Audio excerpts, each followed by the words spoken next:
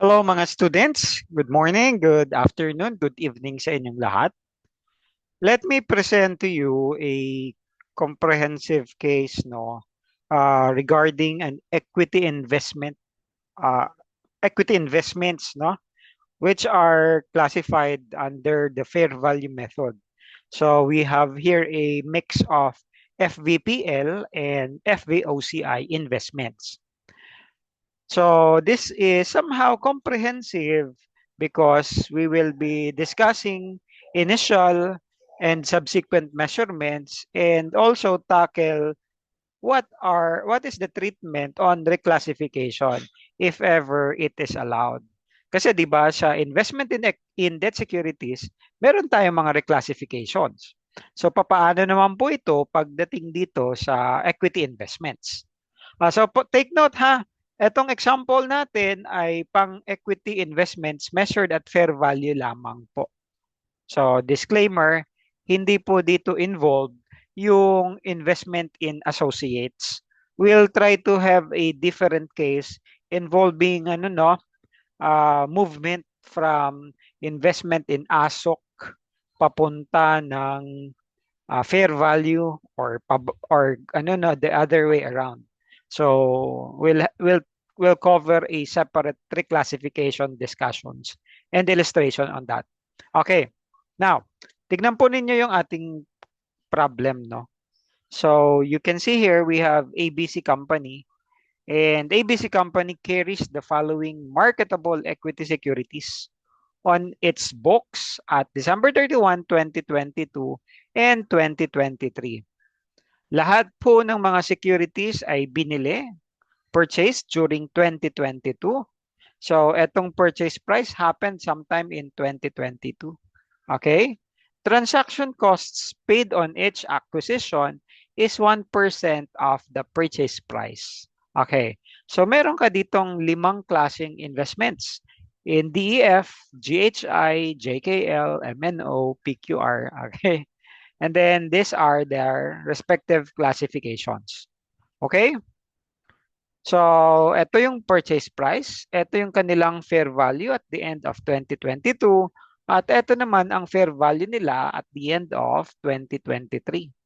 Now, on December 31, 2023, ABC Company transferred its investment in DEF. Okay, ito po. To FA at FVOCI. So from FVPL na classification, nilipat niya ng FVOCI, so merong reclassification. And samantalang, etong investment in PQR ay nilipat din from FVOCI papuntang FVPL. Okay. Now, ito ang ating mga requirements. Number one, papaano or magkano daw yung amount na i-recognize natin as fair value adjustment gain or loss in the entities 2022 P&L. Yung pangalawang requirement is fair value adjustment gain or loss naman sa OCI for the same year, 2022. Tapos yung 3 and 4 is similar sa 1 and 2 except that, sorry, ito po ay parehas 2023.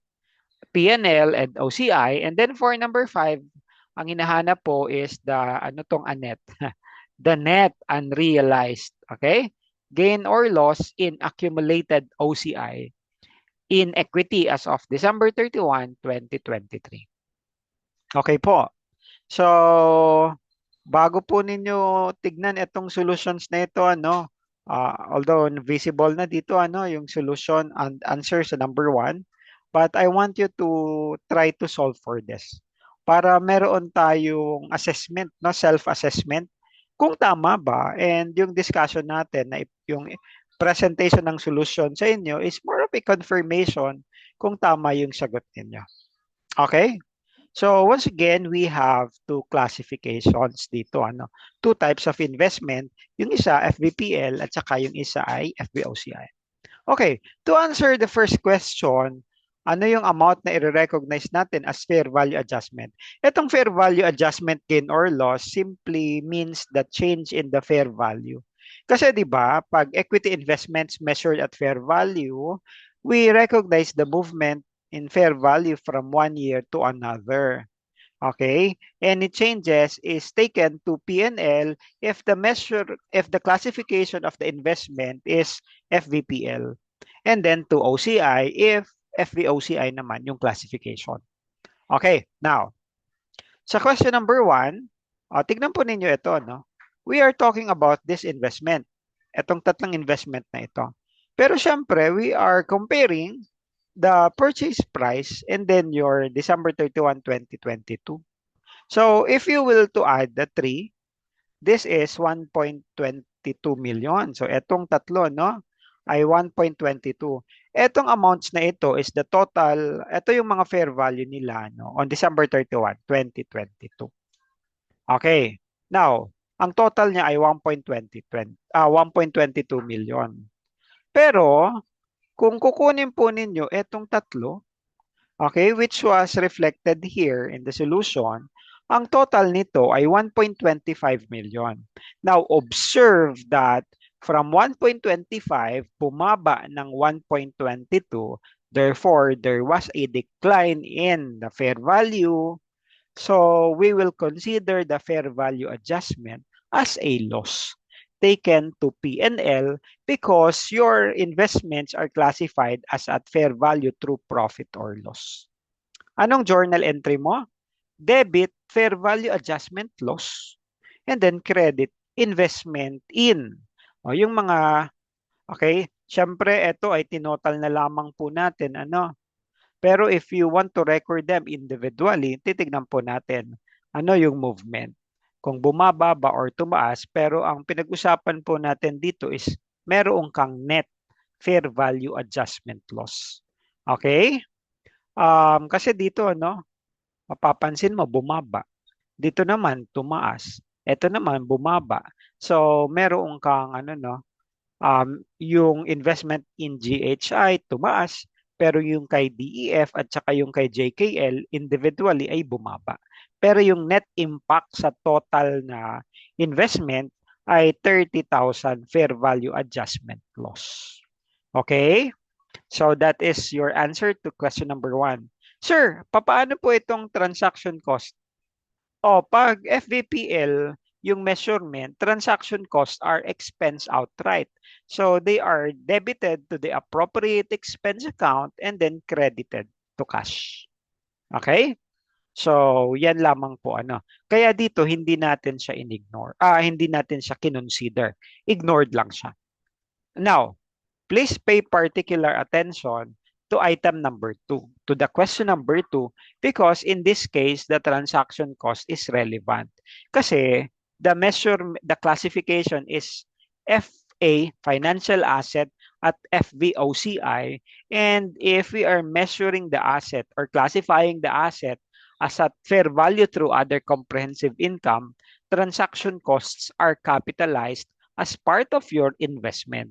So hindi lamang po natin minimeasure yung investment mo dito sa dalawang amounts na ito na pinagsama natin ay 5.1. Kung hindi, kung idadagdag pa po natin yung 1% ng the transaction cost. So kung makikita po ninyo dito, ano, if this is the total carrying amount before fair value adjustment, 5.1 million. Tapos, ito yung 1% nila, 51,000, di ba? Representing transaction cost. So yung total na capitalized cost initially ay 5,151,000.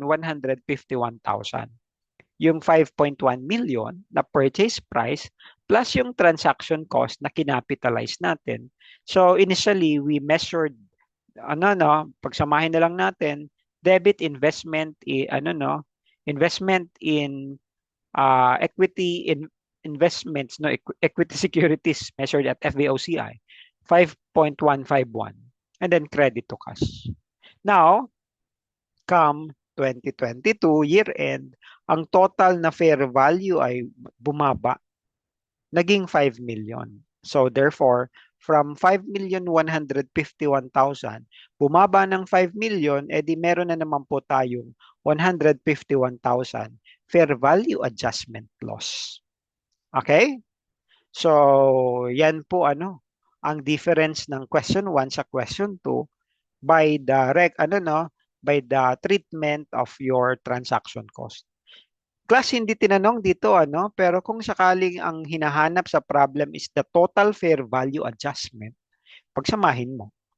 30,000 sa P&L, 151 sa OCI, at di meron kang total 181,000 fair value adjustment loss. Okay? So, I hope this is clear. Now, papaano naman po pagdating ng items 3 and 4 or number, requirements 3 and 4? E di uulitin lang natin yon. So, ile-leverage lang natin itong mga amounts na ito. Okay? Itong 1.22 million and then itong 5 million. Pero, ang tanong, anong effect po nitong transfer? No, itong reclassification.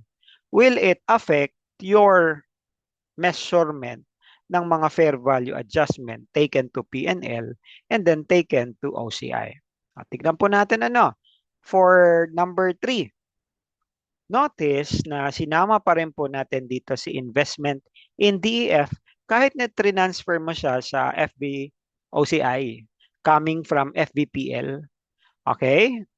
And then also dito sa item number 4, investment in PQR still remains to be included in the FVOCI kahit na sinabi ng problem ay transfer mo siya to FA at FVPL. Let me explain this to you bago natin ipakita yung solution. The reason here is that, okay, letter A. And please take note of the following notes, no? Gawin nating plural. Anong sabi nito? Unang note natin. The election to present in OCI subsequent changes in the fair value of an investment in an equity instrument is available only at initial recognition. Therefore, itong investment na ito will be accounted under its original classification. Okay, nasa investment in ano to, di ba? Tawag nito, classified as at FVPL. Ano ang sinasabi ditong itong note 1 or note A? Hindi mo pwedeng i-classify siya subsequently to OCI. So, yung ano no, election to present in OCI subsequent changes can only be done at the initial recognition. Okay? Etong letter B naman, representing etong explanation sa investment in PQR, yung kabaligtaran naman, yung choice naman daw to present in OCI subsequent changes in the fair value of an investment in an equity is irrevocable. Therefore, it will remain under its original classification. Now, please take note, no, and this is my add-on or my take on this.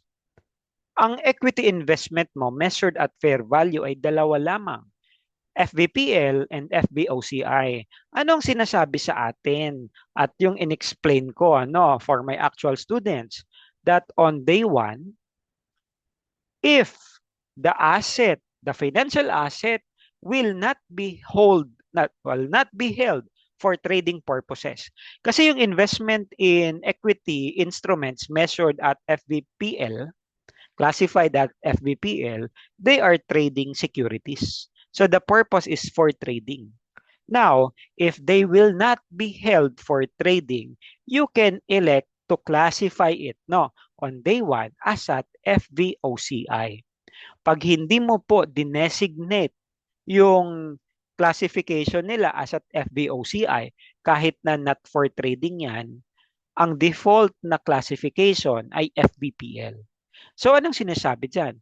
So, on day 1, kailangan mong i-classify as at FVOCI. Pag hindi mo yan classify, FVPL yan at wala na pong bawian. And that is the meaning of irrevocable designation. So, kung nilipat mo siya as at FVOCI on day 1, hindi mo na siya pwedeng ibalik kasi nga irrevocable, wala nang bawian. Now, kung FVPL yan, at ang purpose mo ay not for trading, kailangang i-elect mo siya as at FVOCI. Otherwise, pag hindi mo siya classify as at FVOCI, it will remain at FVPL and you cannot reclassify it subsequently. Hence, your notes A and B. Okay? So, I hope this is clear. Now, in effect daw, to sum up A and B, we cannot classify or we cannot reclassify investment in equity instruments within the scope of IFRS 9.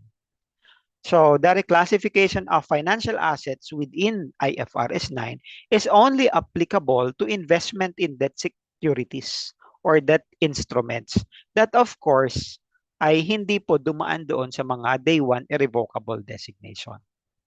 So, meaning to say, we can only reclassify no from fair value papuntang what equity method or vice versa, which will be covered on a separate case na illustrate natin later on. Okay? So, for item number 3, remain no original yung classification. Ganun din sa item number 4. Yung kanilang mga original, compare lang natin yung 2023 and 2022. O notice, for FVPL investment, from 1.22 million, nag-increase ng 20,000 kasi naging 1.24. So, meron kang 20,000 fair value adjustment gain. Okay? Pagdating naman po sa FVOCI investments, from 5 million, nag-increase ka ng 70,000 kasi naging 5 million 70. So, meron ka ding 70,000 fair value adjustment gain. Pag tinotal mo yung dalawa, you have a combined 90,000 fair value adjustment gain. Yun nga lang yung 20 pa P&L, yung 70 pa OCI. Okay? So, I hope this is clear. And number 5. Okay. Anong question sa number 5? Oh, yung nasa equity section. Magkano daw? Net unrealized gain or loss in accumulated OCI. So, ang gagawin mo dyan is, i-compare mo yung beginning. So, since OCI siya, we will only consider yung mga FVOCI investment. So, etong purchase price mo na 5.1 plus syempre yung transaction cost.